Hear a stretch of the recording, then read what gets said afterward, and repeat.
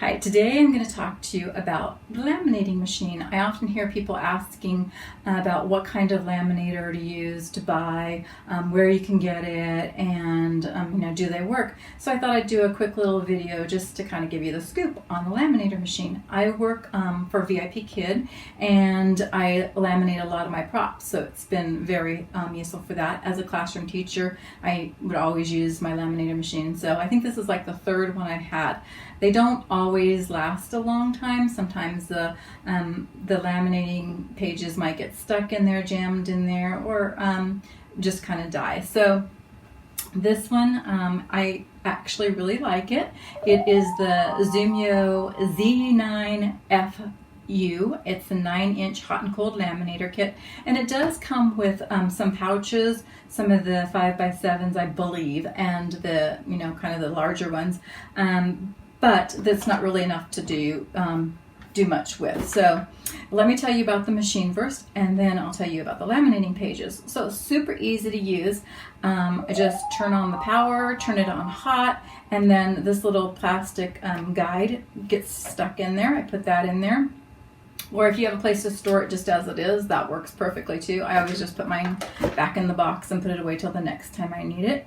It does have a jam release on the back here, so if a page gets stuck, you can just kind of move that and it helps to unjam it. But other than that, it's ready to go.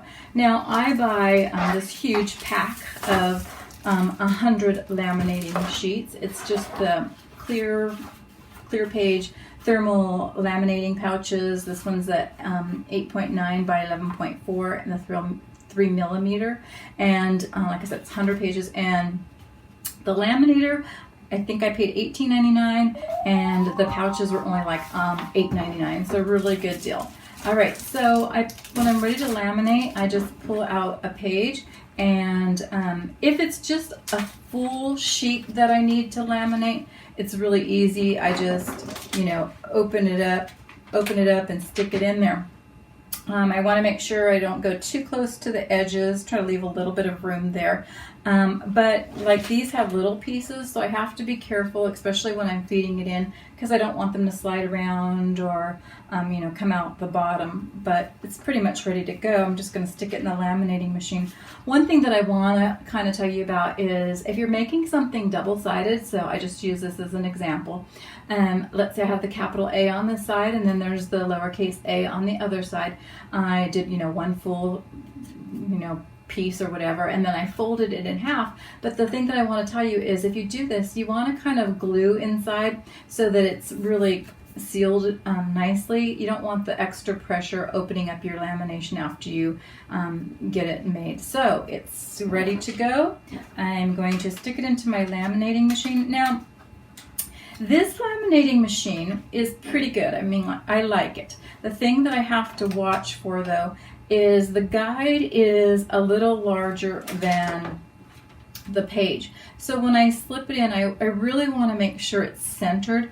If not, it could turn and then my ends get crimped up, and it can actually destroy my page. And that's the one thing about these laminating machines is it's not 100%. So if you're putting in something that you just know you do not want to destroy, I would not do it. I would take it to some place that you can have it done, because 99% of the time it works, but if it's something that's super special and you can't replace it, you don't want to take any chances with it. All right, so I'm gonna kind of center it, and I'm going to guide it in just a little bit. It will roll through, but I want to make sure that I'm kind of getting it going the right way. Again, I'm actually holding the bottom of this, because these little pieces, if I just let them fall, they could slip out, and I don't want that.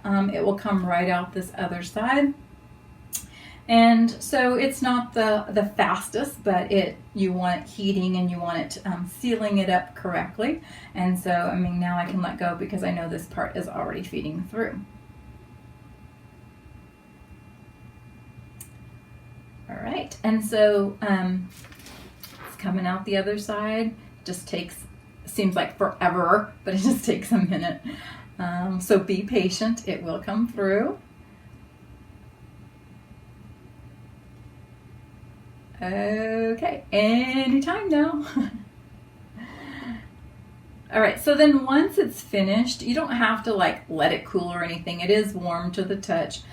Usually by the time I, see how beautiful that looks? So by the time I pull it through, sit it down and grab some scissors, then it's pretty much done. When you're cutting, you do want to leave just a little bit of an edge. You don't need to have a whole big piece, but that's what seals it. So if you cut too close, it could come unsealed. I really haven't had any problems with this machine. I've actually had more of a problem with that on some of the professional machines where it comes unsealed. So just trim around the edges, and then you're all set. Okay. There we go. There's one. And then I would do the same with these. Okay. And so anyways, that's my laminating machine. It's a really good buy. I really love it. Put it to lots of use. I mean, it's worth the money. So the whole deal, like $30, and you're set for quite a while. So yeah, hope you enjoy this video. Thanks for watching.